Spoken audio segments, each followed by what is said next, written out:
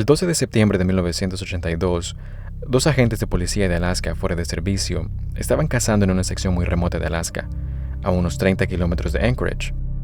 La única forma de llegar a esta área era en avión o en barco, y por lo general, las únicas personas que llegaban a esta zona eran cazadores muy experimentados. Después de un largo día, los dos hombres se dieron cuenta de que empezaba a oscurecer y aún estaban muy adentrados en el bosque, así que decidieron que era hora de regresar al campamento. El camino a través del bosque era desafiante, así que los hombres caminaron hasta un río cercano. Mientras caminaban, notaron una bota en la arena, y al acercarse, se dieron cuenta de que no era solo una bota, había también un hueso de pierna humana aún dentro de la bota. Siendo agentes de policía, sabían la importancia de no perturbar una posible escena del crimen, así que marcaron en el mapa donde estaban, abandonaron el área y reportaron el hallazgo al departamento de policía al día siguiente. Los técnicos de la escena del crimen llegaron a esa área remota y desenterraron cuidadosamente los restos, que aún tenían ropa de mujer. Luego, comenzaron a buscar evidencia en el área y eventualmente encontraron un casquillo de proyectil calibre .223, que es un calibre común para rifles de caza. Los restos fueron enviados al laboratorio para una autopsia y se reveló que esta persona era una mujer que probablemente había muerto al menos 6 meses antes y que casi con certeza fue víctima de un homicidio, ya que murió a causa de 3 disparos. Durante la autopsia, también se descubrió que no había agujeros de bala en su ropa, lo que indicaba que probablemente había sido disparada sin ropa y luego su asesino la vistió de nuevo. Además, encontraron una venda de hospital envuelta en su ropa que parecía haber sido colocada alrededor de su cabeza, lo que llevó a algunos a especular que había sido vendada antes de ser disparada. Un par de semanas después de la autopsia, se recibieron registros dentales que identificaron al cuerpo como perteneciente a Sherry Morrow, de 23 años. Sherry era una bailarina exótica de Anchorage que había sido reportada como desaparecida 10 meses antes. En su informe de persona desaparecida, se indicaba que lo último que le dijo a sus amigos fue que le habían ofrecido $300 por tomarle fotos por un fotógrafo profesional y que iba a encontrarse con este hombre justo antes de desaparecer. Aunque la policía estaba bastante segura de que el asesino de Sherry era este supuesto fotógrafo, no tenían evidencia que les permitiera buscar a esta persona. No tenían nada más que este casquillo que era comúnmente utilizado entre los cazadores, y habían muchos cazadores en Alaska. La policía reportó el hallazgo del cuerpo de Sherry a los medios de comunicación con la esperanza de que al hacerlo público, alguien del público proporcionara más información. Durante la conferencia de prensa de la policía, uno de los reporteros les preguntó si creían que la muerte de Sherry estaba conectada con otras muertes sin resolver en esta parte de Alaska. A lo que se referían era que 2 años antes se habían descubierto los cuerpos de otras 2 mujeres en esa área donde se encontró el cuerpo de Sherry. Una de las mujeres estaba tan descompuesta que no se podía identificar, pero se reveló que probablemente estaba en la etapa final de la adolescencia o a principios de los 20 años. La otra mujer pudo ser identificada como Joanne Messina, de 24 años, que era una bailarina exótica de Anchorage. Sin embargo, no había prácticamente evidencia en ninguno de los 2 sitios de las mujeres, por lo que sus muertes seguían siendo un misterio. Públicamente, en esta conferencia de prensa, la policía dijo a los reporteros que no creían que la muerte de Sherry estuviera conectada con esas otras 2 mujeres, pero en privado, algunos oficiales tenían sus sospechas. No solo habían conocido destinos similares en una zona similar, sino que en los últimos años había habido un aumento significativo en personas desaparecidas de Anchorage, en Alaska, y la mayoría de estas personas desaparecidas eran mujeres jóvenes que eran bailarinas exóticas o prostitutas. Esto convenció a muchos oficiales de que estaban lidiando con un asesino en serie, pero simplemente no había evidencia para probarlo, por lo que no podían decirlo públicamente. Durante el año siguiente no se obtuvo nueva información sobre Sherry o las otras 2 mujeres fallecidas que se encontraron en esa misma área, por lo que los 3 casos continuaron sin resolver. Mientras tanto, más y más bailarinas exóticas o prostitutas desaparecían de Anchorage y nadie sabía por qué. Luego, el 13 de junio de 1983, la policía descubrió algo. Temprano esa mañana, un hombre que conducía un camión giró en una tranquila carretera de Anchorage y mientras avanzaba por la carretera, vio a lo lejos a una mujer corriendo hacia él, gritando con las manos sobre la cabeza y sin pantalones ni zapatos. Así que obviamente sabía que algo estaba mal. Se detuvo y cuando esta mujer se acercó corriendo, notó que tenía unas esposas en una de sus muñecas y parecía ser mucho más joven de lo que inicialmente pensó, probablemente un adolescente, así que cuando ella corrió hacia él, desbloqueó la puerta del lado del pasajero Ella se lanzó dentro sin siquiera pedir permiso, cerró la puerta detrás de ella y luego se agachó para mantener la cabeza fuera de la ventana como si estuviera tratando de esconderse de algo allá afuera. El hombre miró hacia afuera y no vio a nadie ni nada, pero no iba a esperar a ver de qué tenía miedo esa chica y por eso simplemente tomó la decisión de llevarla lejos de este lugar. Así que arrancó y condujo por la carretera. Y la chica, que estaba muy agitada, ni siquiera pudo contarle a este hombre qué estaba pasando, solo le pidió que la dejara en un motel cercano. Y el hombre no hizo preguntas, la llevó al motel y la dejó allí. La chica corrió adentro y hacia su habitación, y cuando corrió adentro, el recepcionista del motel vio a esta chica corriendo. Ella no tenía pantalones puestos, tenía unas esposas en su muñeca, parecía aterrorizada, así que tomó la decisión de llamar a la policía. Unos minutos después, la policía apareció. Subieron a la habitación de ella, tocaron la puerta. Ella abrió la puerta y obviamente estaba muy asustada y permitió que la policía entrara y les dijo que se llamaba Cindy Paulson y tenía 17 años. La policía reconoció que esta chica estaba aterrada, no era una amenaza, así que le quitaron la única esposa que aún tenía puesta y luego le preguntaron qué había sucedido. Los policías decían que su historia era simplemente horrible, pero lo que les llamó la atención no fue lo perturbadora que era la historia, sino lo compuesta y valiente que era esta chica al contarla. Esta fue su historia. La noche anterior, Cindy estaba trabajando en las calles de Anchorage y un auto se detuvo y adentro había este tipo con barba delgada y anteojos que parecía bastante delgado e inofensivo y le pidió comprar sus servicios. Y como no lo consideraba una amenaza, aceptó y subió al asiento del pasajero. Y tan pronto como se sentó, él le puso una esposa en su muñeca y luego sacó una pistola y le dijo que se callara. Y luego la llevó a este vecindario bastante afluente. Entró en el camino de entrada, la sacó del auto y la llevó a esta casa. La llevó abajo al sótano donde tan pronto como llegó allí, había una luz tenue y vio que había una cadena colgando del techo y la colgó en esa cadena.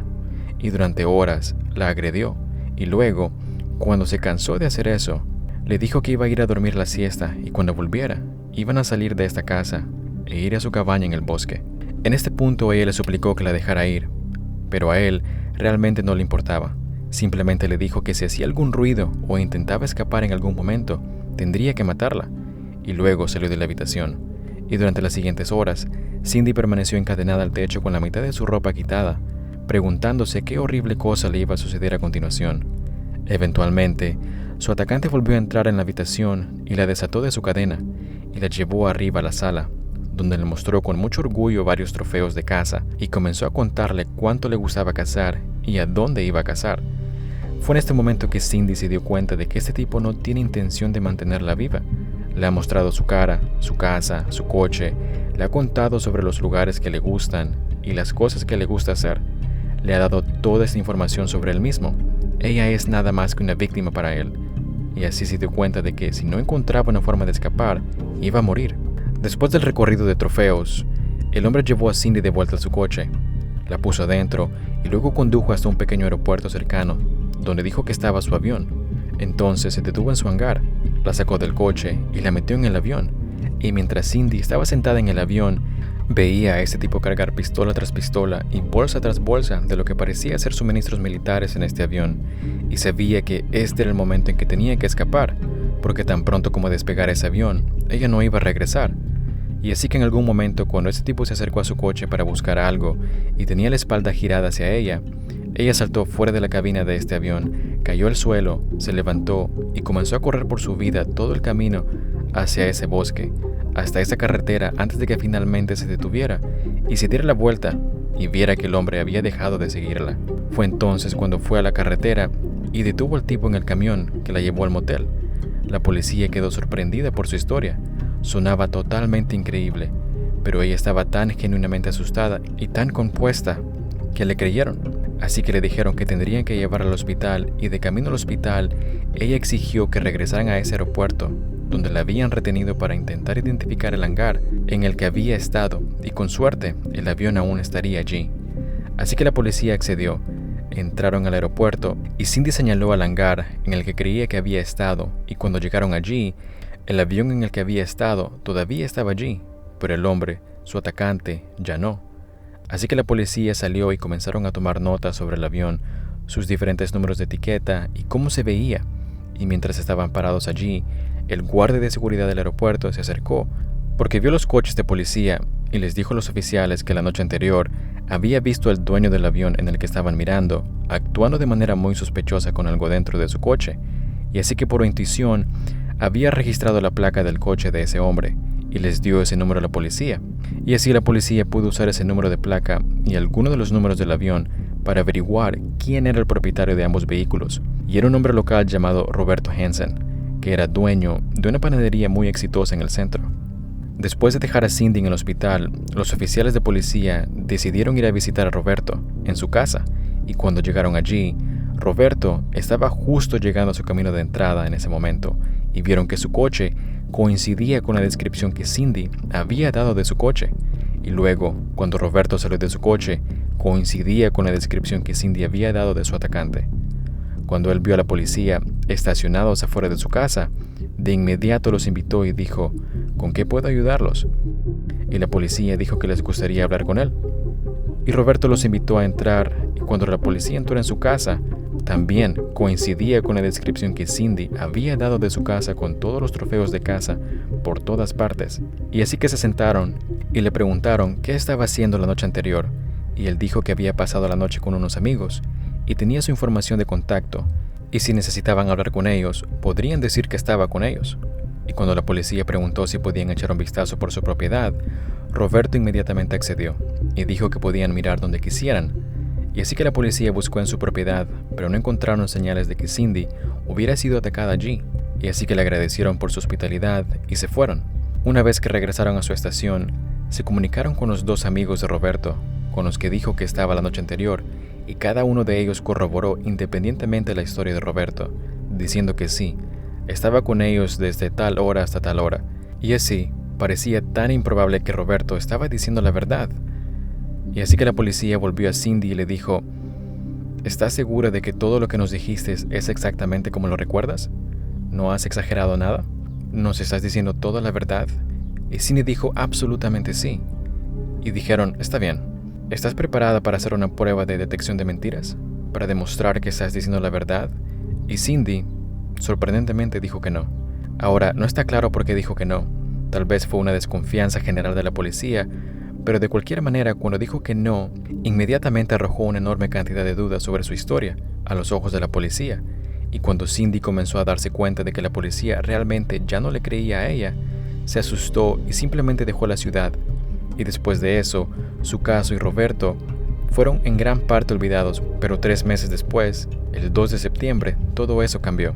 En ese día, un equipo de construcción estaba haciendo algunos trabajos en una carretera de campo, no muy lejos de donde habían encontrado los cuerpos de esas 3 mujeres, y en algún momento, una de sus máquinas descubrió algunos restos humanos. La policía fue llamada, sacó el resto de los restos, y luego, al igual que en el caso de Sherry Morrow, cuando buscaron evidencia alrededor de ese nuevo cuerpo, encontraron un solo casquillo de bala, de calibre .223. Los restos fueron llevados de vuelta para una autopsia, donde se determinó que el cuerpo era de una mujer y había muerto por varios disparos de bala. Usando registros dentales, pudieron identificar a esta mujer como Paula Golding, de 17 años, quien era una bailarina exótica que había desaparecido 5 meses antes en Anchorage. La policía envió el casquillo de bala encontrado en el lugar de entierro de Paula, junto con el otro casquillo de bala de calibre .223, encontrado en el lugar de entierro de Sherry, a un laboratorio para ser analizado.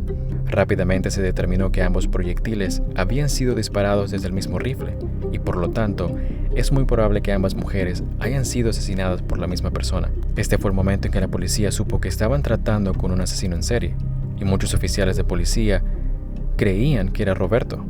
Parecía ser el tipo, pero tenía una coartada sólida y no tenían pruebas contundentes en su contra. Y así, sin ningún otro sospechoso, la policía recurrió a un famoso agente del FBI, un tipo llamado John Douglas, y le pidieron que elaborara un perfil de quién creía que había matado a Sherry y a Paula. Cuando llegó el informe de John, la policía quedó sorprendida. El perfil describía a un hombre de unos 40 años que se mezclaba fácilmente con la sociedad, era bien querido y se llevaba bien con la gente, y era solo un tipo normal y exitoso, probablemente porque era dueño de un negocio exitoso. Era un ávido amante de la naturaleza y cazador, y probablemente tenía un defecto de habla significativo, como un tartamudeo. El perfil describía perfectamente a Roberto Hansen, y debido al prolífico éxito que John tenía en identificar correctamente a los asesinos basándose en sus perfiles. Cuando un juez vio este perfil en particular y vio lo bien que coincidía con Roberto, le dio al FBI una orden de registro para la casa de él, y esta vez encontrarían pruebas muy condenatorias, como un mapa del área local. Era un mapa de casa, en el que había 37 X marcadas, y algunas de esas X coincidían con la misma área donde se habían encontrado los cuerpos de esas 4 mujeres. También encontraron un rifle calibre .223, junto con una bolsa de joyas de mujer que contenía un collar perteneciente a Sherry Morrow. Mientras el FBI sacaba pruebas de la casa de Roberto y las metía en su camión, una vecina se acercó, después de ver toda la conmoción, y se acercó a uno de los agentes, y estaba muy nerviosa y ansiosa, y dijo: «Mi marido es amigo de Roberto, y recientemente fingió ser una coartada para él. No tenía idea de cuán grande problema tenía, y yo ciertamente no lo sabía, pero quiero que sepan que mi marido estaba mintiendo. No estaba con Roberto la noche que dijo que estaba. Este fue el último clavo en el ataúd para que Roberto Hansen, porque ahora, sin esta coartada, no tenía nada detrás de lo que esconderse». Cuando la policía se acercó a Roberto con su abrumadora evidencia en su contra, entre lo que encontraron en su casa y esa declaración ahora retractada de su antigua coartada, Roberto dijo: «Está bien, voy a confesar, pero hubo un detalle. Solo estaba dispuesto a confesar el asesinato de las 4 mujeres cuyos cuerpos habían sido encontrados por la policía». Ahora, la policía sabía que Roberto había matado casi con certeza a más personas, y en este punto solo querían saber quiénes eran las otras víctimas y dónde estaban. Le ofrecieron a Roberto un trato en el que confesaría esos 4 asesinatos y luego daría información adicional sobre las otras víctimas, dónde estaban, quiénes eran, qué les había pasado, a cambio de no ser procesado por ninguna otra víctima que nombrara. Roberto aceptó esos términos, firmó el trato y luego dio una completa y horrorosa confesión.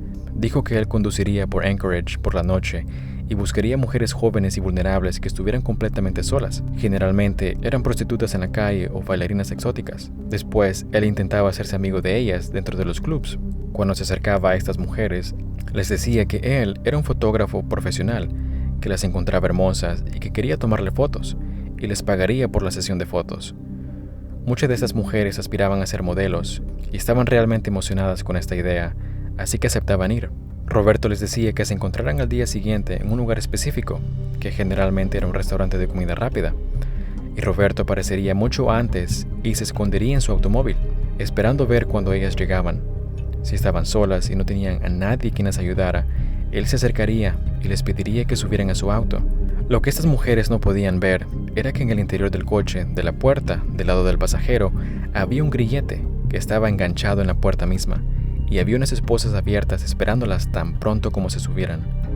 Ellas se subirían al auto, él se inclinaría sobre ellas y actuaría como si las estuviera ayudando a ponerse el cinturón de seguridad, y luego, mientras ellas lo miraban preguntándose qué estaba haciendo, él les agarraría la muñeca, la arrojaría al grillete abierto, luego sacaría una pistola y la sostendría contra su cabeza, diciendo: «Cállate». Durante su confesión, Roberto se jactó con la policía de haber hecho esto tantas veces, poniéndole el grillete y sacando la pistola, que era una memoria muscular para él. Una vez que tenía a las mujeres esposadas dentro de su auto, las llevaba de vuelta a su casa y las llevaba al sótano, donde las encadenaba al techo, tal como Cindy había descrito. Y luego, después de agredirlas durante horas, las sacaba de su sótano, las ponía en su auto, las llevaba al aeropuerto y las metía en su avión. Pero a diferencia de Cindy, estas mujeres no escapaban, y luego despegaba y volaba hacia su cabaña, que no estaba lejos de donde se habían encontrado los cuerpos de esas 4 mujeres. Una vez que tenía a las mujeres en su cabaña, las desnudaba, les ponía una venda en los ojos y luego, con los grilletes todavía puestos, las sacaba por la puerta delantera y les decía que corrieran. Y ellas corrían lo más rápido que podían hacia el bosque, chocando con los árboles, tropezando, pero corriendo por sus vidas, creyendo que su calvario había terminado. Solo tenían que alejarse de este tipo. Pero lo que no sabían es que su calvario apenas comenzaba. Roberto no tenía la intención de permitirles escapar. Sabía que habían aguas profundas que rodeaban su cabaña, y así que si llegaban hasta el borde del agua, se ahogarían.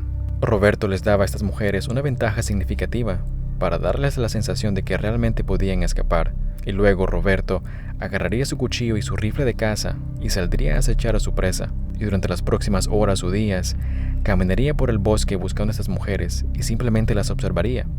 Y en algún momento se acercaría sigilosamente a ellas y las heriría intencionalmente, generalmente con su cuchillo. Luego tendría un rastro de sangre para seguir, y seguiría a estas mujeres a punto de morir, gritando pidiendo ayuda, y en algún momento, esas mujeres sabrían que iban a morir, que no había esperanza para ellas, y se desplomarían o se detendrían, y en ese momento, Roberto se acercaría a ellas y les dispararía.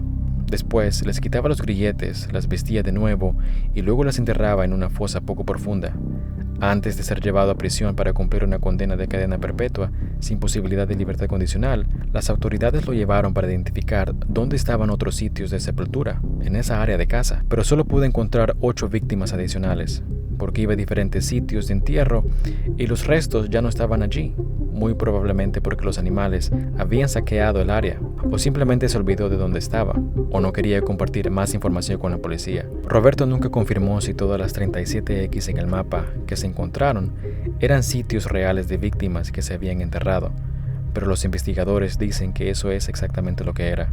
Y de hecho, muchos creen que hay otros mapas con más X en ellos, pero la policía solo pudo confirmar 17 víctimas adicionales. Si había más, probablemente nunca lo sepamos, porque en 2014, Roberto murió en prisión y se llevó esos secretos a la tumba. Muchísimas gracias por escuchar. Agradezco a cada uno de ustedes. Si te gustaría ver más contenido como este, por favor considera suscribirte a mi canal. Si quieres contactarme para comentar, compartir historias o alguna pregunta que tengas, escríbeme a mi correo mrv@mail.com o encuéntralo en la descripción o déjalo en los comentarios. Muchas gracias. Hasta la próxima. Adiós.